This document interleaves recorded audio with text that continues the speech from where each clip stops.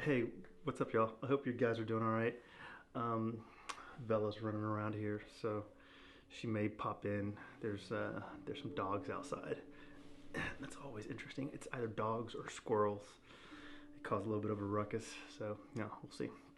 But I hope everybody's doing well. Saturday, I'm looking out my window and my grass is it's overdue. Not much. I'm not that guy, but I need to get on my lawnmower. Cool. So I wanted to do my usual thing, right? Do my usual thing and come out and say what's up to everybody, make sure everybody's doing all right, and throw out some informational tidbits just to get people through the day or through the times. So I was thinking about what I wanted to talk about, and I had a really good call today. And during that call, we covered quite a few topics, talked about a lot of stuff, but one of two topics that I wanted to share was how we create our own obstacles, and it holds true. I mean, it holds true for me, right? For a long time, I was always apprehensive about the idea of starting new things or attacking new projects or taking on new opportunities that were all an expression of growth, right? An opportunity for growth externally. um, and I realized that a lot of that apprehension just had to do with who I was as a person, and whether or not I had the confidence in the thought that I might be able to succeed, or if I was afraid of failure. And I came to the realization that, in a lot of those instances, I created my own obstacles. I prevented myself from doing something that I might have been great at, or that, that I might have enjoyed doing in some cases, just simply because, I had my own internal self limitations. So as I was talking about that today, that doesn't just apply to the kind of external experiences, but it also applies to our internal um, aspirations and the work that we do as we kind of develop and try to habituate, positive um, patterns or positive behaviors. Uh, Sometimes as we're going through this growth, right, this transformation, this metamorphosis, it's just like anything else. If you're working out and you hit a plateau and you get frustrated and you decide that you don't want to move forward, or that you're not capable of moving forward, you'll fall off of this habit that you're trying to establish as far as developing yourself physically. So what happens in that instance is that underneath the surface there's a significant amount of growth that's taking place, transformations taking place, and you might not see it, but it requires consistency and being able to stay the course.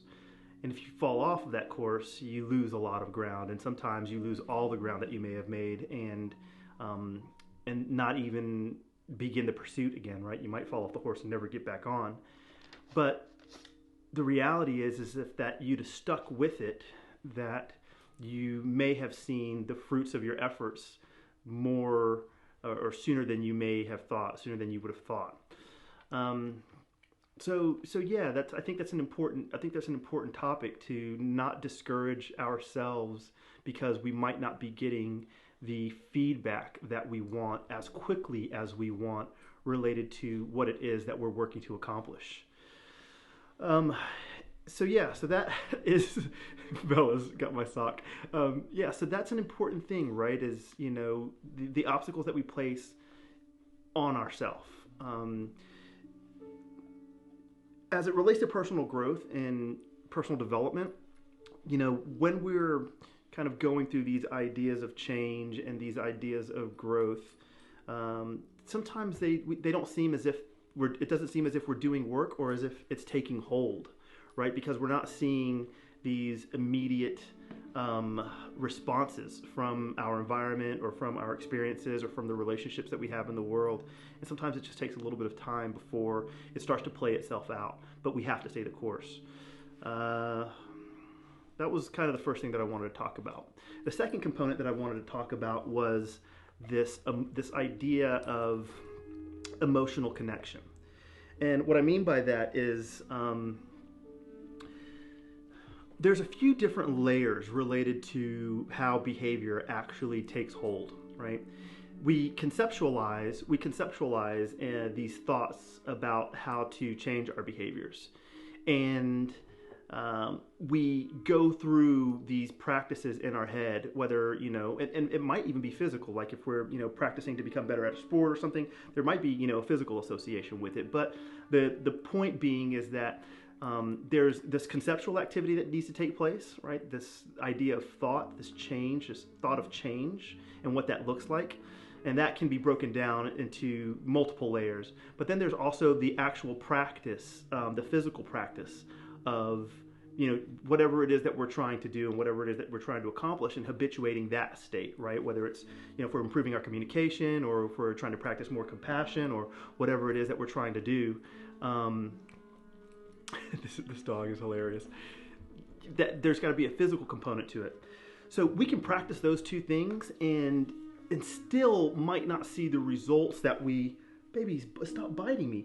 We still might not see the results that we're expecting, because we don't have the emotional component tied to it. And let me illustrate this. Let me paint this picture in a different way. So when there's a subconscious belief or behavior that sets place because of, let's say you're trying to protect yourself, right? You go through a situation where, let's say you get into a fight in high school or something like that, and you remember kind of everything that led up to it, the way that the person looked at you, kind of the conversation that led to it, and all this information is stored within you. And if a similar circumstance happens to present itself, right, you're about to get into another fight, you immediately remember everything that happened before, and then you kind of revisit like your response to that situation. What's happening is not only are you seeing this experience, but you're also remembering everything that happened, and there's also this emotional association with it. And when you feel that intense emotion, you feel that fight or flight, and that sends these signals to your brain to release all of these chemicals, and this is a cycle where you recall, a past experience, and it leads to a response stimulus or behavior. Subconsciously, when that happens, and whether it's a positive or negative behavior, the body is automatically going through this process without you thinking about it. There's a difference in when we're trying to create a new behavior, in that we're consciously having to go through this process. We're constantly having to go through the exercise of what that experience is going to be like. We conceptualize it, and then we go through the activity, whether that's working out or whatever.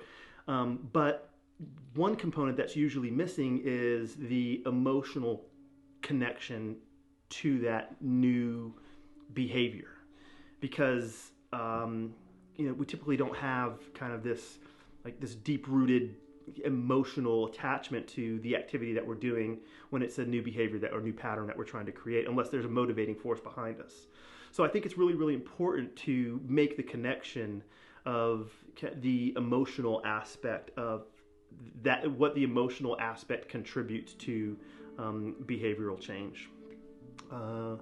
Yeah, I don't know, that was kind of, and I hope that's just not too heavy, but yeah, I wanted to mention it because it's when you have those motivating factors that are really, really emotional.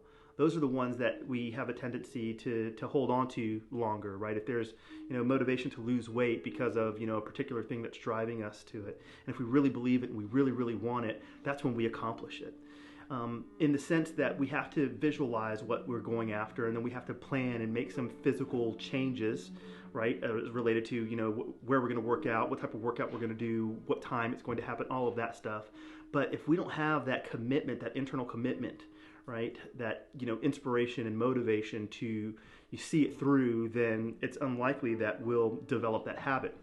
After time, right, after a particular amount of time, the habit will form itself, and then it'll just become second nature. It'll become subconscious. It'll become so set in that it's just a way of being. It's just our normal experience of what happens in our day-to-day lives, right? But it takes that work in order to get there, and a lot of people miss that emotional connection and that emotional component and I wanted to mention it and kind of say, you know, if there's something that you're trying to accomplish, or if there's a goal that you're trying to achieve, you know, understand why, right? And understand, you know, the true driving force behind it, and make sure that there's a strong emotional connection to, you know, the reason that you're doing it and the outcome that you're looking for. And if you do that, you know, it'll increase the likelihood of you succeeding in that effort and that endeavor significantly.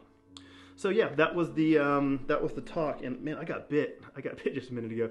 That was the talk for today. It was, you know, about, you know, the emotional connection, and then, you know, being cognizant of our own obstacles, right? The things that we create that prevent us from doing the things that we think were possible, that the things that we think might not be possible because of fear, or because of inadequacy, or because of, you know, any of those kind of characteristics, internal characteristics that are suppressing our true potential and our true power. Cool. I hope this was valuable to all of you. You guys are awesome. Keep reaching out. I've had quite a few people reach out recently, and that always feels good, especially now. It's cool. So keep reaching out. Stay in touch. Take care of yourselves. Have an awesome weekend, and I love you all. All right, you guys take care. Bye.